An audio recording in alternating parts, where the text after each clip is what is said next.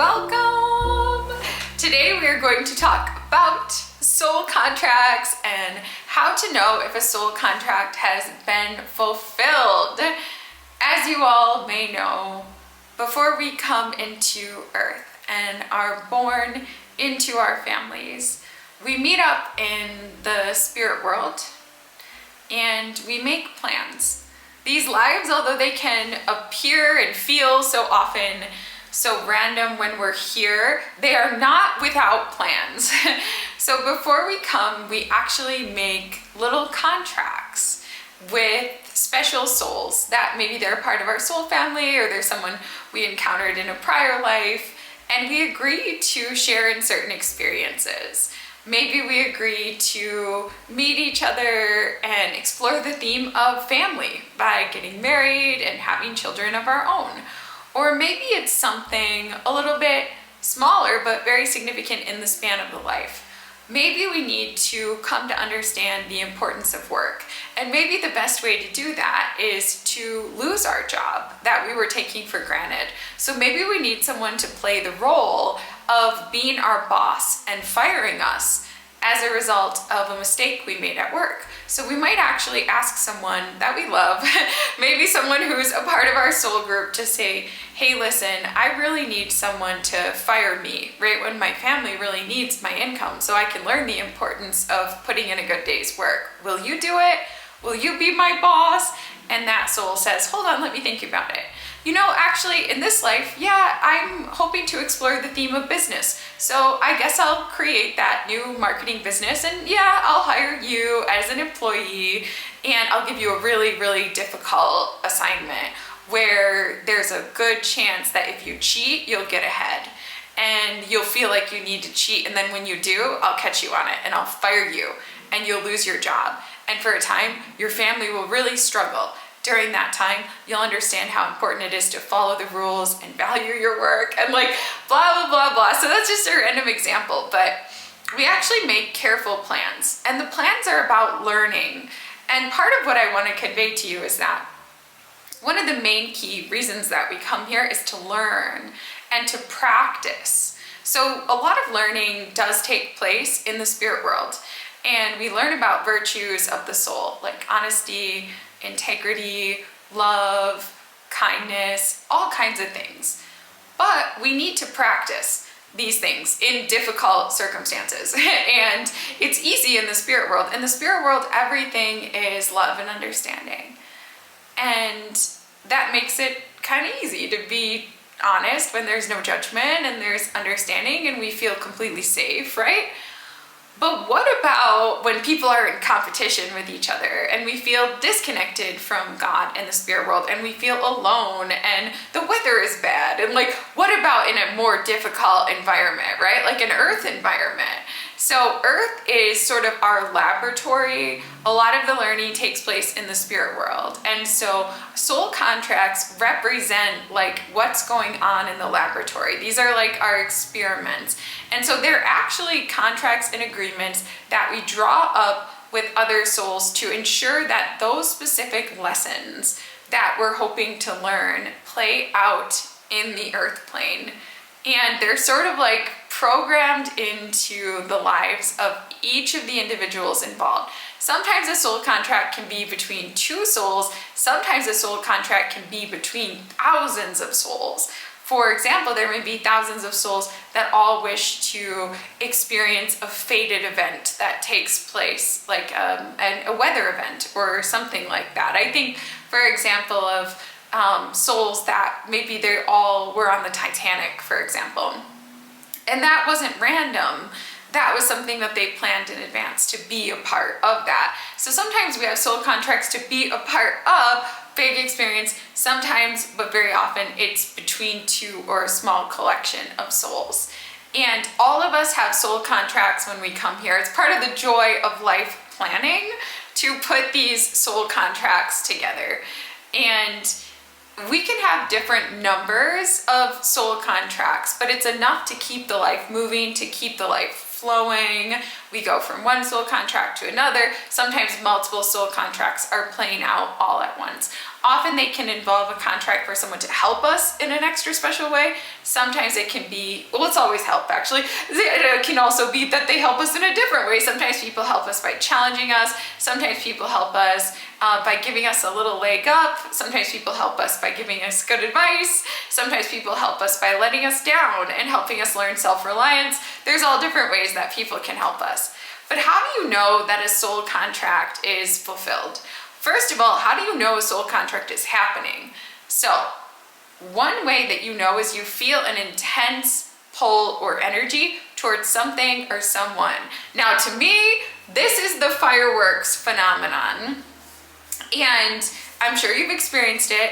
You meet someone and you feel fireworks. You feel tons of intense energy, right? You're just drawn to this person, like you just cannot possibly really continue like going on without having more interaction with this people. Often when you feel these intense energies, it could also be a specific draw to a specific job or something like that, or to travel to a specific place. And what's weird is like, and where I think some people start to get confused is like, they wonder, why was I so drawn to this experience? And then it turned out bad, right? Like that happens to a lot of people a lot of the time, or it didn't turn out how they thought. Well, that initial draw was the spirit world's way of drawing us into the learning experience that we needed, because it's born from love and it's born from a desire to help us practice those proclivities of the soul. But generally when there's a real intense energy, that's the potential energy of the soul contract. Almost the more intensity that you feel, that's the energy behind the contract. It's like a potential energy that's going to play out in the experience. And that's how you sort of know, wait, there's a destiny here.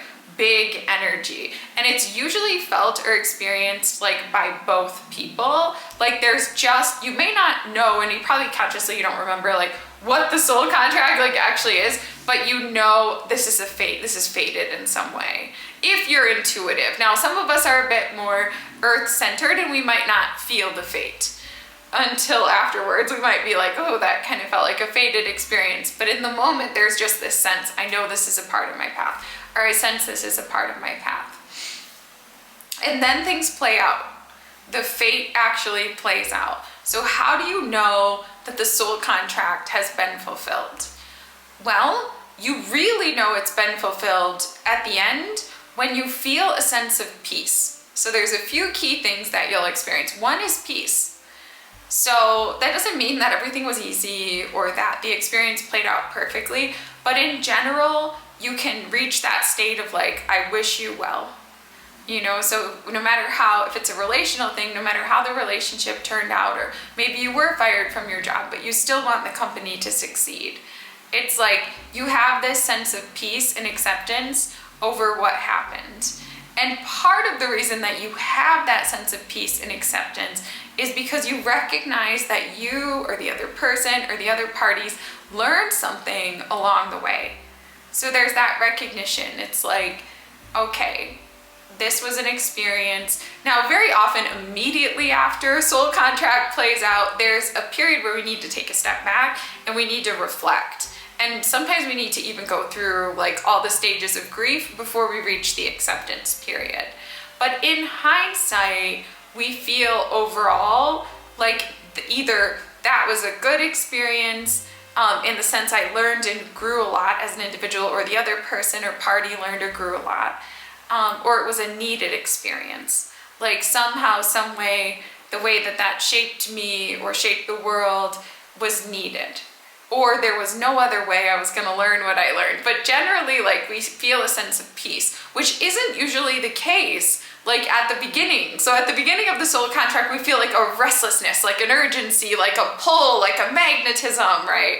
The firework phenomenon, the sparky phenomenon, like, I gotta get that thing, you know, I gotta go in there. And then there's peace. Okay. No matter how it occurred, I had that experience. And that's how I often think of it. It's like sometimes I'm drawn into something and maybe it doesn't turn out like the way that I hoped, but I actually feel happy at the end because I just, before before I did the thing, like I just knew I wanted to. Like I just like knew I wanted to have the experience, and it was like sort of my internal bucket list. And then once I have it, I feel satisfied. Like, okay, like I experienced that thing. And I'm glad I did. Like, even though it wasn't ideal, like, to experience, like, I'm still glad that I did. Like, I just feel like a sense of satisfaction. So even like if it's a relational thing, because I think that's what people typically are thinking of when they think soul contracts, like a romantic relationship or a friendship, even if it ends, it's like, I'm glad for the love that we shared and the time that we shared. And I wish you well on your journey. Like truly, like I want you to be happy. I want you to thrive. I want you to prosper. And I want to thrive, and I want to prosper, and I want to be happy. And I'm grateful for the experience that we shared in some way.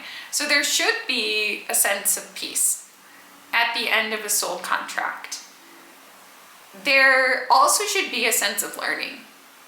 You should be able to identify either, sometimes we're more in like the teacher role as well, sometimes we're both teacher and learner, but there's this sense of like a perspective on the situation, like you have a higher perspective, and it's like, okay, here's what I learned along the way, or here's what the other person learned along the way. There's a sense of having been changed, there's a sense of having learned something, there's that greater sense of being shaped or shifted or having synthesized some sort of awareness as a result of the experience.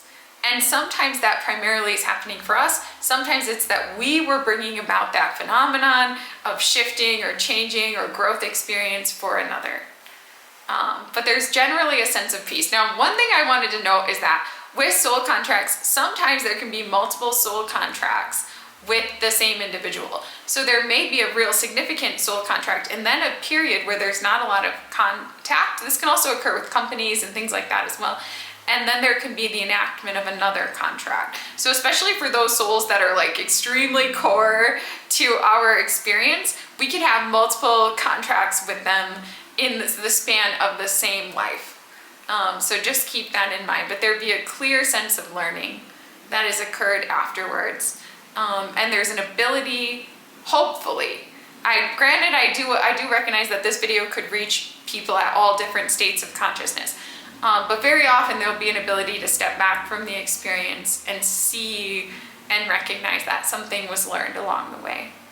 And that brings us to the final sign that the soul contract has been fulfilled. And this is probably the most important one, which is circumstances change. So to go all the way back to the first example, that person took a risk, for example, in their job. If you remember the example of the person being fired to learn the value of work. They took a risk, tried to take a step to rush ahead, to get ahead, take the easy way out, risking their job, and then they were fired. So afterward, like there would be a change in circumstances. So for example, they would get a new job and their boss presents to them the rules, and at that job they follow the rules, they don't take risks, they're maybe granted an opportunity to cheat to get ahead, and they say, you know what, no thank you. Like, I'm gonna stay the course, I'm gonna do what's right. And then they work that job, they win Employee of the Year, right? Like, they're really, like, circumstances really change. Maybe they get a promotion and they stay in that job. And even when it's hard and even when it's boring, they feel a sense of pride in knowing that they earned the paycheck and they brought that back to their family. And they see the beautiful meal on the table and the wonderful clothes for their children. And they know, I did the right thing. I value work now. I follow the rules, my job is secure. Like, so we see circumstances actually changing. Maybe there's a soul contract where someone's going to teach us self-worth, and we're overgiving in the relationship and we're doing all these things and we're shifting and changing ourselves, and then that person cheats on us for another partner as well. Like, or something like that, and it's this crazy thing, and it's like, wow, I like literally did everything. I completely disrespected and changed myself for this person and I still lost love. Okay, maybe next time I'll respect myself and I'll step back and I'll be true to who I am. And like, we start to like learn these things, and then so we'll see circumstances will change. So we'll know that the soul contract is partially complete because we see the circumstances change. So number one, maybe we don't feel super resentful towards that person anymore. We can see, oh, you were my teacher, like in self-respect, or at least in moments of clarity, we can see that. But also we ourselves are changed. So then we enter the next relationship, and instead of like lying to make the other person like us or something like that, we're true to ourselves, we show ourselves more self-respect, we state our needs, like, and generally we act in a more self-worthy way. So I don't know that that's like the perfect example, but just to say, you'll notice a few things. One is a sense of peace around the situation. You'll wish the person or the other parties involved, you'll wish them well. And wish yourself well on your journey. You'll feel a sense of completion. Where at first there was a restlessness and a need to be called into that situation, suddenly it's, okay, I had that experience, I understand what it's like now, and somehow, some way, I'm better for it. There'll be a sense of having learned something, even if you learned the hard way. It's like, okay, wow, that was intense, but here's what I learned, or here's what I taught in that situation. And finally, the circumstances will change. In the next situation that's similar, you'll be able to show up in a more integrous, higher, more honest, more loving, more true way in a certain sense. There'll be a shift that has occurred in you or in the parties who were involved in the soul contract. You often can see this in relationships looking back. It's really cool. I think I'm just at that state in my life where I can look back, like on my teens and 20s, and I see how like we all shaped each other and how people have overcome some of the patterns from relationships earlier, and now they're able to show up in healthier ways and their relationships improve and stuff. And it's just so cool and so amazing to see people grow and develop. I think that's the best thing. No matter like where we start, like the most beautiful thing is to witness the growth in another, a growth towards more wholeness, more authenticity, more embodiment of their soul. And that's sort of what the soul contracts are all about. So yeah, today's video is just a little tune in to soul contracts and how to know if a soul contract has been completed. If you feel a sense of satisfaction in having had the experience, like, well, at least I know now. If you feel overall a sense of peace and you're wishing well all of the parties involved, if you feel that you've learned something, and especially if you're able to recognize what you learned or taught another, and then if the circumstances actually change or you're able to approach old types of situations in a new way, those are all signs that the soul contract has been fulfilled. And yeah, I just want to thank you all for watching today. I have so much love and care for all of you. And yeah, I just hope that you're able to move through your soul contract experiences with as much love and benevolence and blessings and joy. One of my big prayers to the spirit world, like every day, is like, please help me learn my lessons as easily and joyfully as possible. You know, please bring me alive in the learning process and bring as much ease and prosperity to the learning process as possible. And I wish that all for all of you too. So I just want to thank you for watching today. Many, many, many, many blessings and namaste. As always, if anybody's interested, the details for my readings and conversational calls are listed here at the end of the video. Thank you all for watching. Bye.